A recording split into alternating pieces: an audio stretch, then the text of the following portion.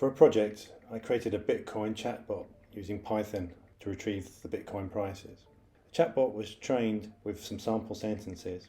Here you can see me typing get BTC to retrieve the latest Bitcoin price, but I can also type in other sentences the chatbot has not seen before. The chatbot was built using AWS v1 to process the text commands and trigger the correct action, AWS lambda, which offers serverless compute functionality. I created an AWS lambda function with Python code which calls the CoinGecko API to retrieve the price.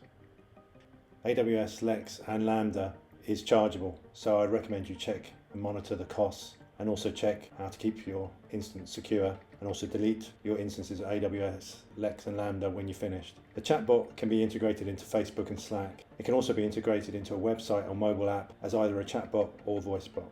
I'll talk you through how I implemented it. Here you can see AWS Lex, where I'm creating the chatbot instance. In this screen you can see I've entered sample sentences.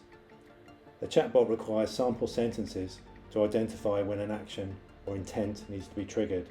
I've entered in a range of sample sentences from which it will build a model to determine the action when someone's typed in.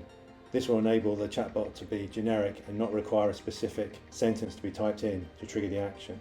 When the chatbot has determined the user's intent, it will trigger a lambda function. Here I've specified the function to be called.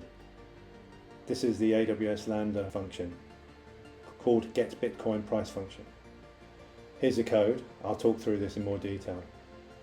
I import requests and JSON, as these will be used for the HTTP request and to pass a JSON response. I defined a getBitcoinPrice function. This is a helper function which accesses the current Bitcoin price using the CoinGecko API. Here I specify Bitcoin and US dollar in the get call. I load the JSON and then pass and return the US dollar price. Here's the actual lambda function which is triggered by AWS Lex. Initially I create the JSON response for Lex. This will hold the actual price once it's been retrieved. Here I'm checking the intent is to get Bitcoin price intent. I then call the get Bitcoin price function to return the price in US dollars.